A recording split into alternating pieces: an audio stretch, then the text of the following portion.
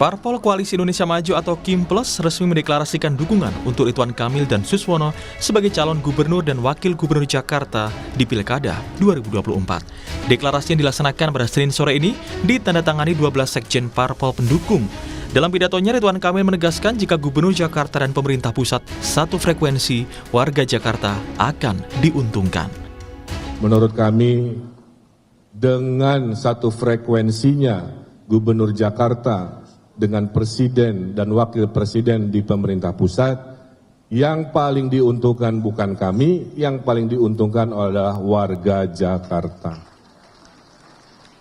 Kami akan mudah berkomunikasinya, kami akan fatsun taat pada program-program pusat, sehingga saya bayangkan 5 tahun ke depan, akselerasi pembangunan Jakarta akan berlipat-lipat karena satu frekuensinya, insya Allah kami dengan pemerintah pusat. Dengan adanya KIMPLUS yang mengusung RK Suswono ini, peluang Anies maju di Pilkada Jakarta semakin tipis.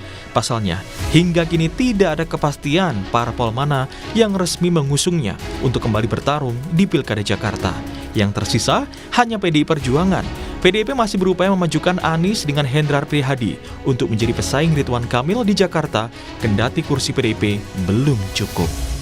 Mungkin nanti PDIP bisa bawa Anies sama Hendar, orang keduanya gitu aja. Koalisi dari mana? Ya kami lagi nyari.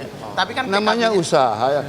Berupaya sedemikian rupa masih dengan partai-partai lain sebisa mungkin sebelum tanggal 27 kami cari peluang. Kalau peluangnya dapat, kami akan bawa Anies sebagai orang pertama dan Hendi sebagai orang kedua.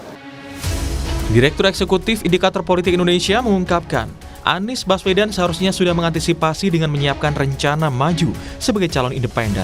Tetapi hingga hampir penutupan masa pendaftaran, Anies juga tidak ada kepastian maju di Pilgub Jakarta. Anies sebaiknya atau seharusnya itu mempersiapkan dari awal skenario terburuk. Jika misalnya partai-partai tidak jadi mencalonkan dirinya. Nah, masalahnya Anies tidak memiliki skenario atau plan B. Jadi misalnya jalur perseorangan tidak disiapkan oleh Mas Anies atau timnya. Termasuk juga plan lain, misalnya plan masuk ke partai untuk memudahkan dalam usaha untuk mencari kendaraan, itu juga tidak disiapkan dari awal. Jadi memang kita tidak bisa menyalahkan Anies penuhnya, ini ada kaitannya dengan aturan main di mana tidak ada pembatasan maksimum koalisi sehingga aksi borong partai terjadi. Dukungan koalisi KIMPLUS untuk RK Suswono cukup besar dan menguasai parlemen dengan total 91 kursi. Syarat untuk mengusung parpol 22 kursi, sementara PDIP hanya 15 kursi di DPRD Jakarta.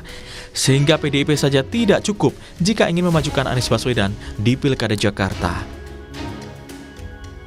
Akankah nasib Anies pupus dan gagal maju di Pilgub Jakarta? Tim Liputan Kompas TV.